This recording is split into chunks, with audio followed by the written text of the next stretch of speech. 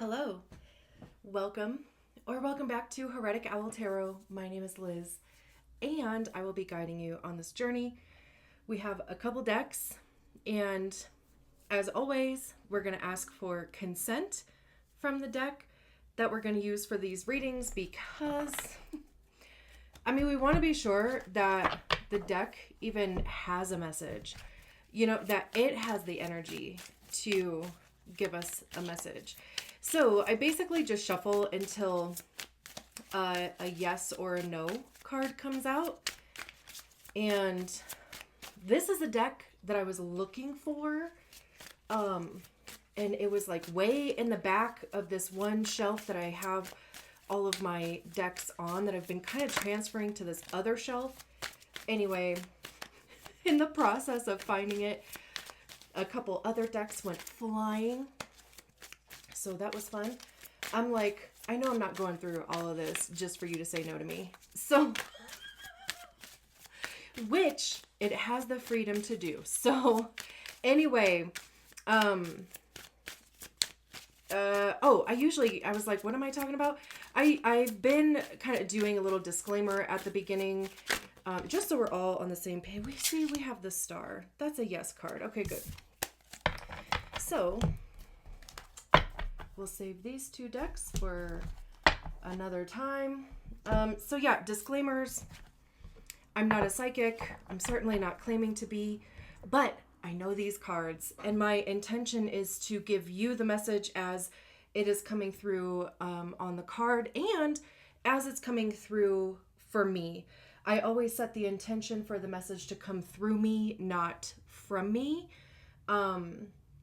So however which way and as many different times that comes through, I do like to explain the message of each card because not only does it help me process my thoughts, but you have your own intuition. You're the one that's living your life. So no doubt you are going to receive your own message.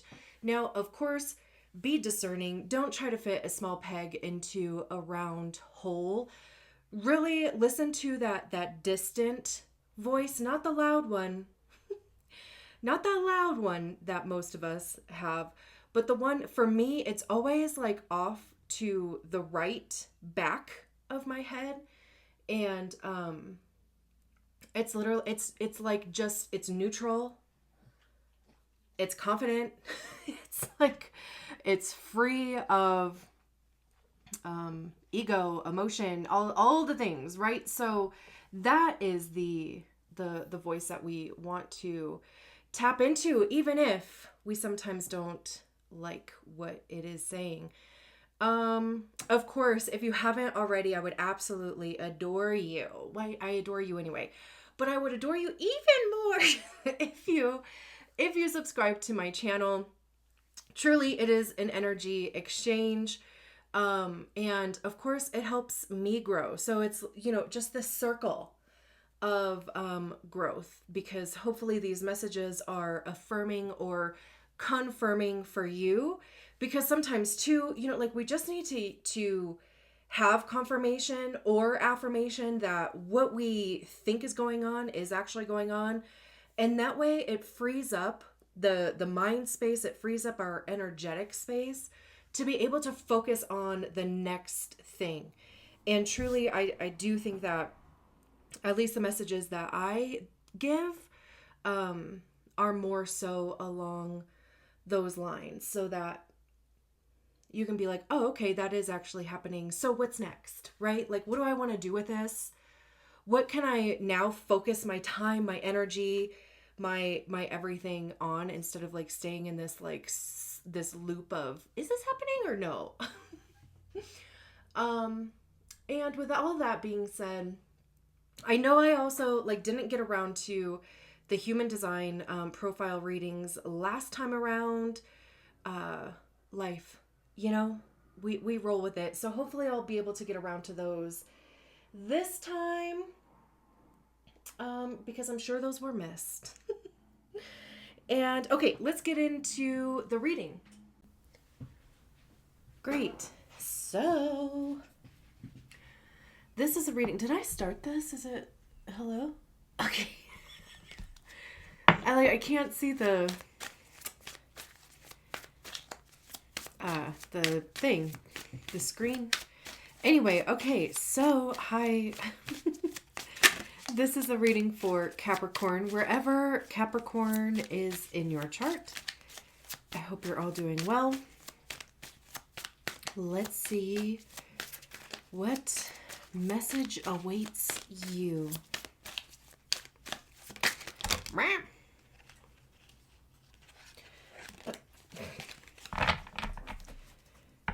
Let me see how many cards this is. We don't want to go crazies. All right.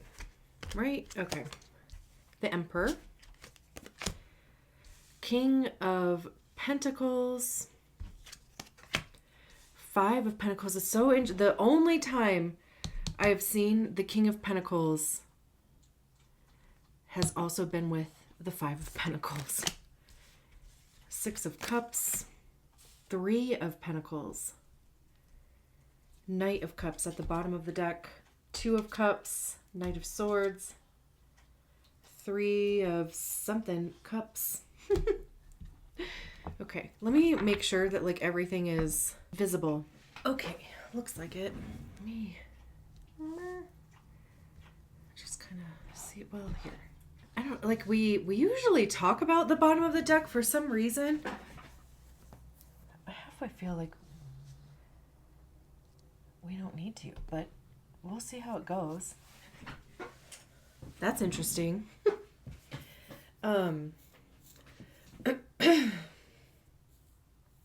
I don't know. We'll see how it goes. The Emperor, King of Pentacles,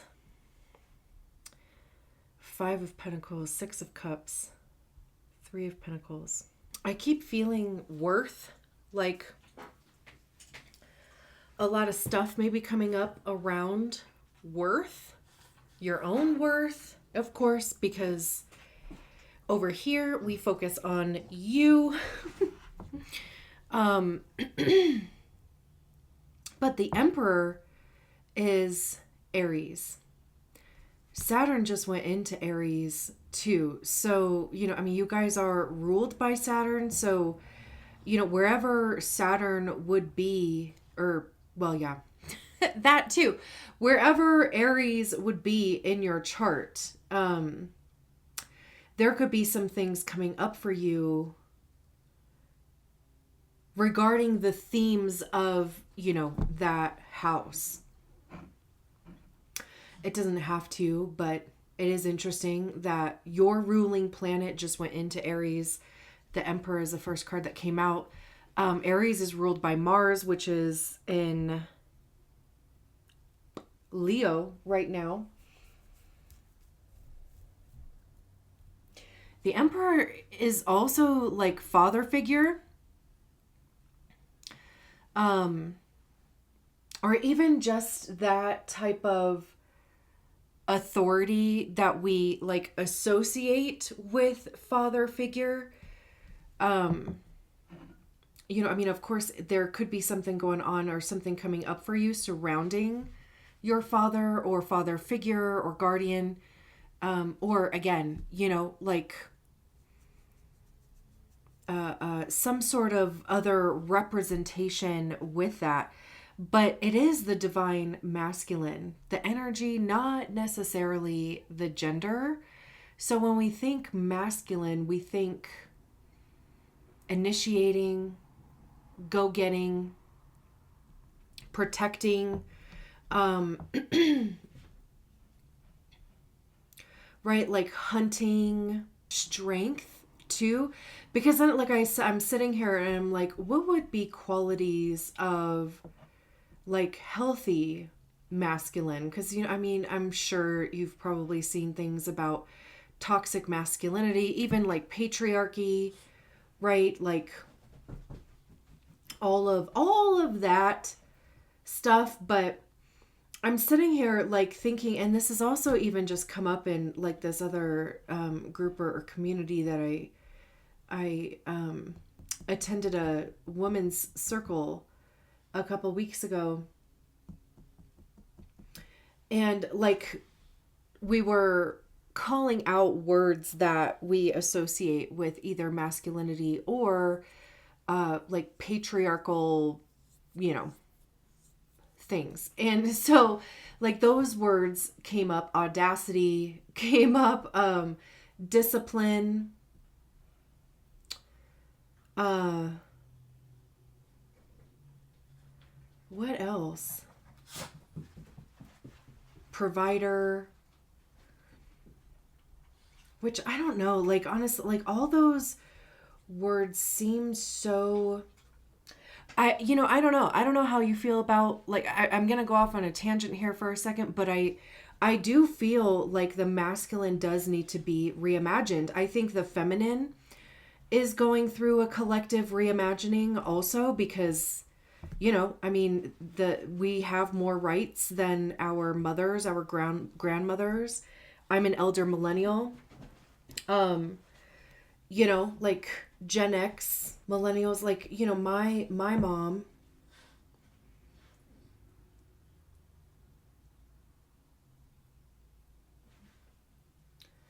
she went to college, but I don't think she graduated. She was a stay-at-home mom.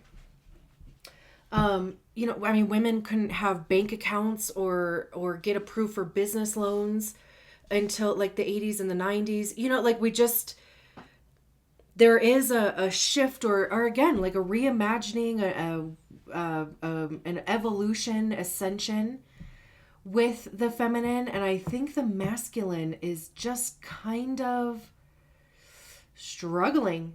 So anyway, I'm like, well, how did I even get on this tangent? Because I was trying to think of like, what would be, healthy masculine things. If you have healthy masculine things, please share them in the comments. Like what you believe would be like healthy masculine traits, characteristics, behaviors. Definitely, like going to therapy, not harming people, Okay, sorry.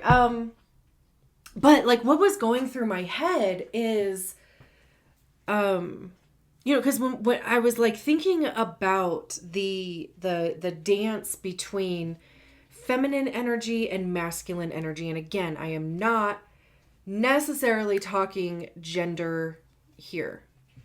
And we all possess masculine and feminine energies anyway, right? But I just kept getting this feeling about healthy masculine, like holding space for the fluidity of the feminine.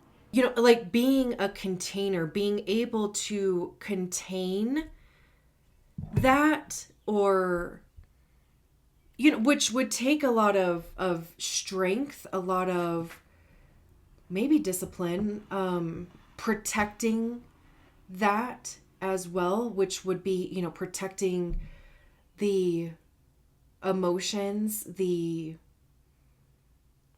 literal physical form of the feminine.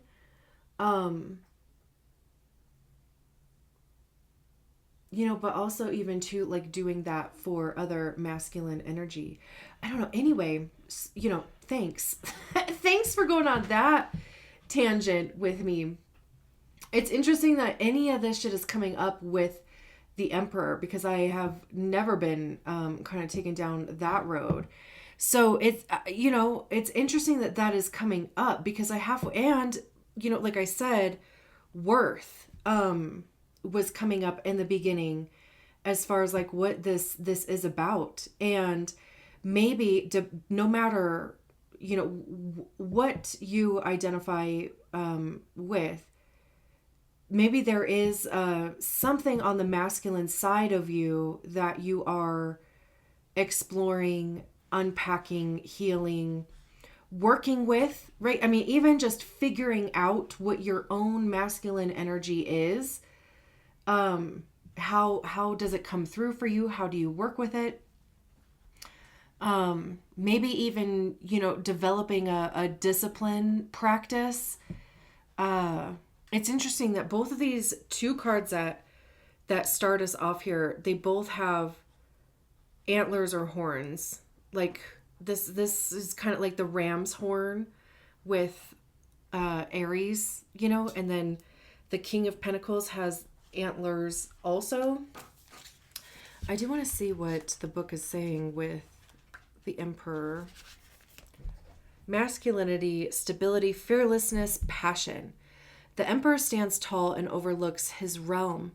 Unlike in some decks, this Emperor is a youthful spirit of nature rather than... Oh my gosh, that scared the shit.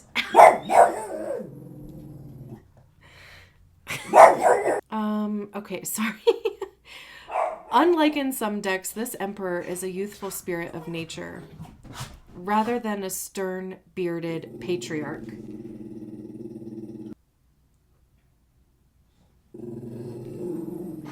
Okay. Unlike in some decks, I'm just gonna say this probably for the third time. This Emperor is a youthful spirit of nature rather than a stern, bearded patriarch. As the counterpart to the Empress, he embodies all the positive aspects of masculinity. So it's interesting that I was sitting here like trying to feel into what would be healthy masculinity. Because I think we have a lot of examples of like unhealthy, right? Blah, blah, blah. He does not control, but supports and protects. The stability of his character is reflected in the stony backdrop, and his ram horns allude to Aries, the first sign of the zodiac. As a result, the Emperor is a born leader and a passionate provider. His presence in a reading heralds a period of stability and security in your life. Trust in your ability to lead the way. Yeah, I mean, and especially like with this card coming out first, and like I said, even like having a consideration over like your worth, like, do you have the goods? Of course you do, because you're Capricorn. Hello. But like even considering leadership, or to like how you would want to be a leader.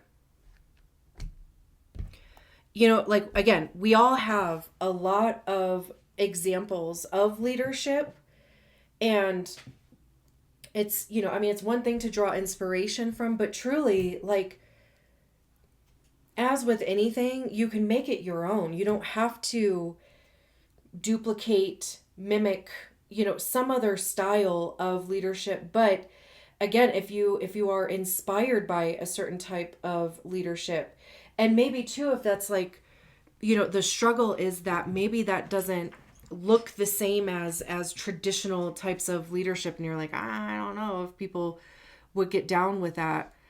They would. We need it. Like we need, I get like a healthy,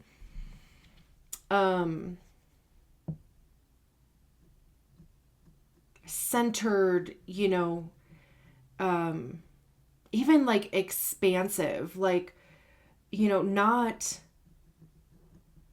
progressive, maybe is the word that I'm looking for, more so than expansive. I mean, I guess that too, but like something that would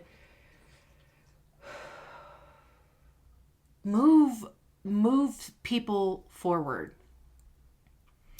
And then, the King of Pentacles is the highest expression of the suit. That very well may be a Capricorn card. I can't remember. But it's like, it just dropped into my mind. So, I mean, I'm like, okay, well, it is in this reading, at least. But again, kings are the highest expression of the suit. So we start off your reading with two representations of leadership and or authority.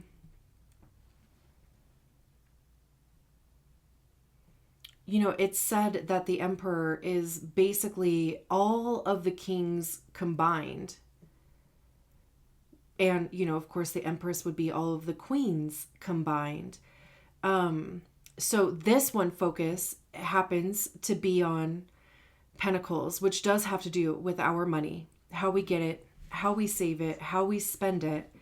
It's our time and our energy, which we usually use in exchange for money, some sort of trade for resources or materials. So how are you investing your time and your energy? Where are you physically showing up?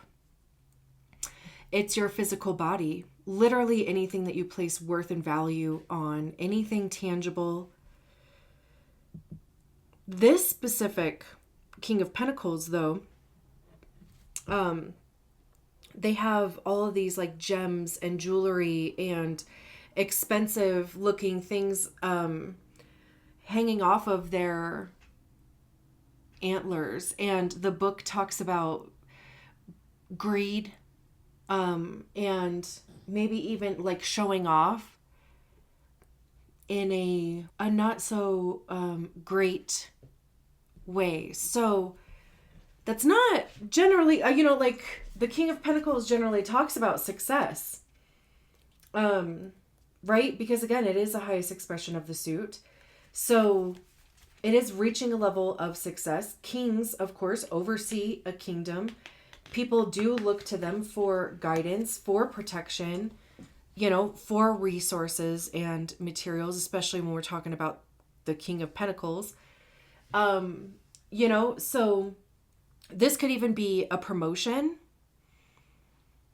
It could even be negotiating your salary, because of course we are doing that in 2025.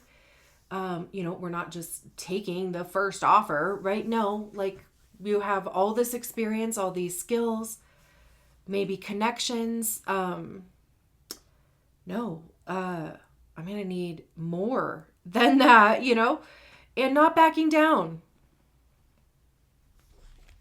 Don't back down. The book says riches. I don't know what this word is though. Avarice. Avarice. I Googled it. The last time that the King of Pentacles came up, I think it talks about greed. Ultimate price over protection. A regal and enigmatic monarch wears his wealth strung over his antlers. This card represents the fine line between luxury and avarice. The Lord is successful beyond his wildest dreams, yet he is jaded to the world. He is both fiercely protective of his wealth and eager to display it. People only see his success. Be wary of the inevitable cost for the measures needed to acquire and defend such riches. Your success is not worth becoming the Wendigo who devours all. I also Googled Wendigo, and it's Wendigo, which I very well could be pronouncing that wrong too. But that's like a mythical creature. That is also greedy, I believe. So big greed vibes. So again, right? I mean, like there is that fine line between, of course, I mean, like going for what you are worth, what you want, but like what is your intention behind that, and like what are you gonna do with it? It's kind of like not becoming power hungry, it's like not becoming that person who gets like a managerial position and turns into like a douchebag. Like not that, like you don't have to change any of like those things in order to get there. But again, we start off with these two cards of leadership. And I love that the Emperor, again, was talking about the healthy part. And it is interesting that the King of Pentacles is depicted in that way, because it's usually not.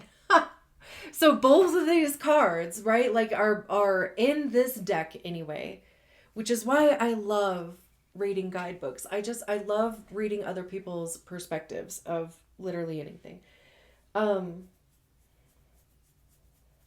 That there's, the duality thing that literally exists with like, anything, but something to be aware of.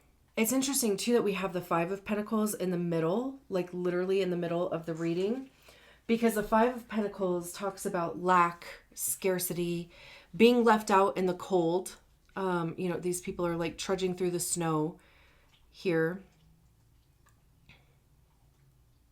There's also a snake wrapped around their leg. So, I halfway wonder if like the Five of Pentacles is somehow the motivation. Especially like if you have ever felt like your worth was diminished, like in whatever capacity, that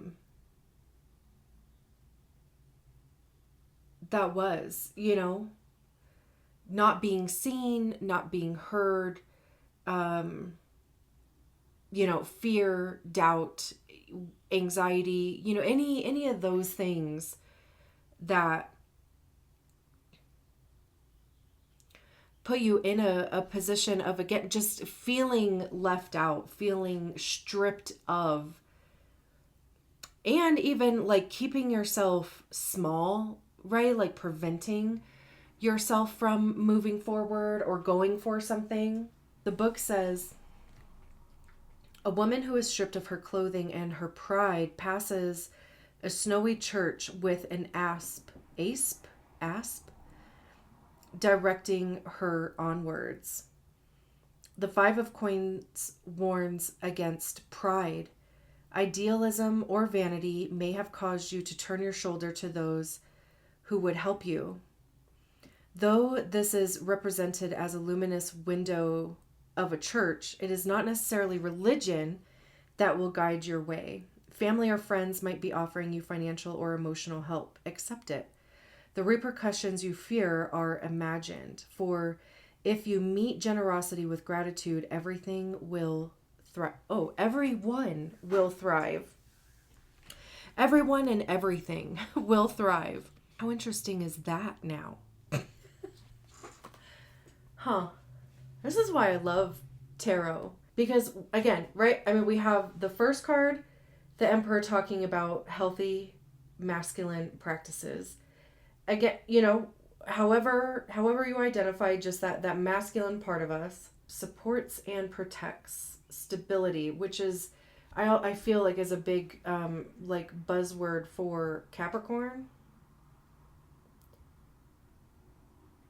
Born leader and a passionate provider. Trust your ability to lead the way. But at the same time, right? Like, not with a chip on your shoulder, not with the purpose of flaunting or rubbing somebody's face in, not out of pride, right? Like, healthy keeps coming through. Health, like healthy worth. Not having to prove anything to anyone, including yourself. It's like about being authentic. And then, like I said, we have the Six of Cups here, which is the card of the past. Nostalgia, heartbreak, inner child. It's like there's clearly things coming up here for you in some capacity. Even, this is a whale that's coming up through, or, between or in the middle of this platform here. And there's like these 6 kids standing around it with their cups. It almost kind of feels like a ritual or something, like ceremony in some capacity. But literally this whale is coming up, right? So it's like there is something that is coming up, maybe from your past. Maybe you are trying something again, like revisiting something. Again, it could just be you like reflecting on yourself, your intentions. Like, where are you living authentically, like truthful purpose to yourself, and where aren't you? And why aren't you in those areas? 6 cup-bearing figures stand around a surfacing whale. The Six of Cups is a card about memory, innocence, and childhood. It is a reminder of the past, both the good moments you've had as well as the struggles you've faced. Allow the child within to gain control of your actions. Your inner innocence and wonder are powerful tools that can help through any difficult times. You know, like the something that's also come up a few times just in conversation with people is inner, let's see, inner family systems. Is that what it's called? Now, of course, I lost it. But it's about how we all have these different voices or parts of ourselves that kind of take on like a role in a family.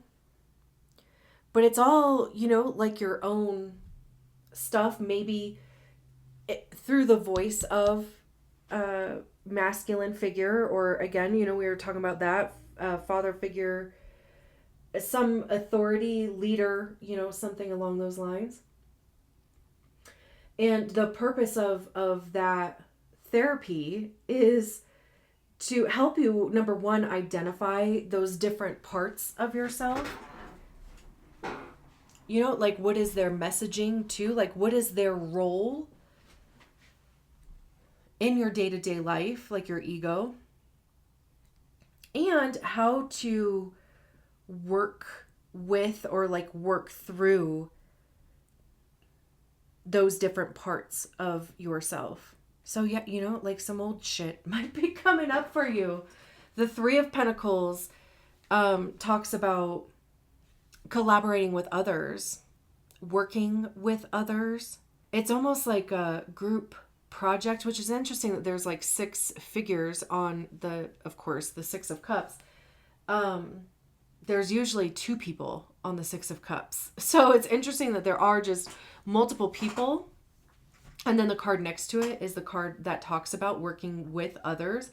So honestly, I mean, there could be some sort of like community or group involvement here that helps. Even reconnecting with group or community, peers, whatever. But the Three of Pentacles for me is like group project. You know, it's like everybody has their parts and their pieces to work on, and you have one common goal. Except I feel like with the Three of Pentacles, everybody is actually doing their work, you know? So there's like a common goal. There's other people that have the same common goal, and you all work towards it to achieve, right? The book says learning, patience, research, wisdom from a mentor.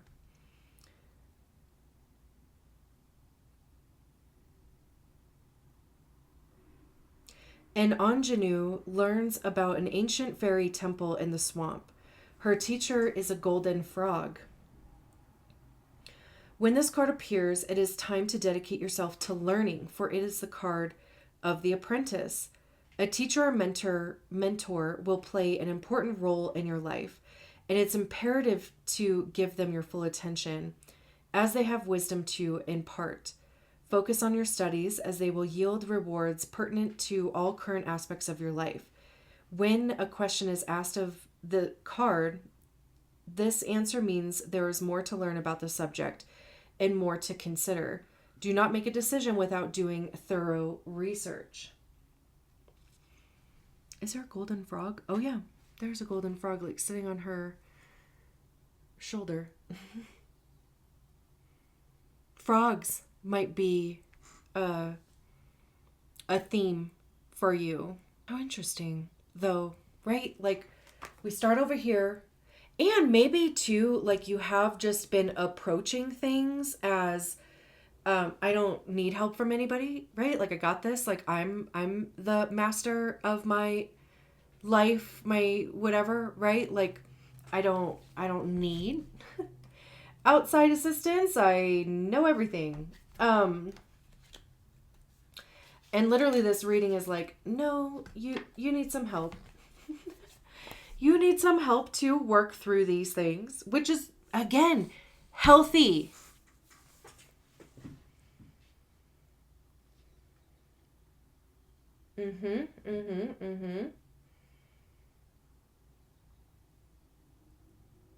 Yeah. Of course, as, however it is accessible to you,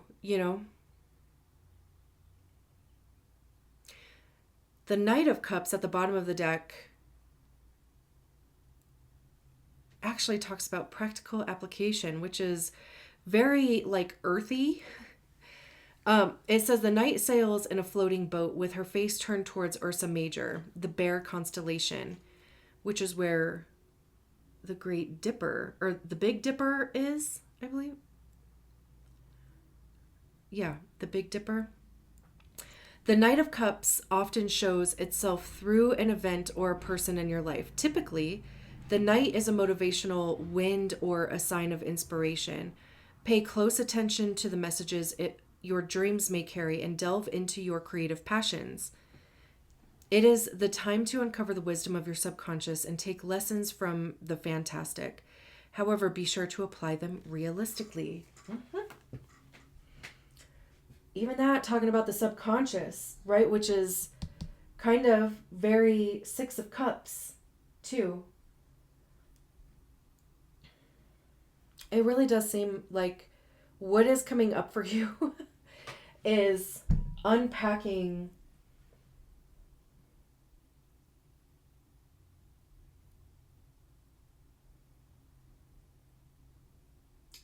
like what makes you who you are. Why are you approaching things the way that you do? Why are you even expressing yourself the way that you do? But also, I mean, like this is like a very good growth opportunity. Did I even say like evolution? Yeah, I was talking about, I guess, evolution, or at least said the word at one point. But it is a growth opportunity here for you. Even to become the leader, the authority figure that you are without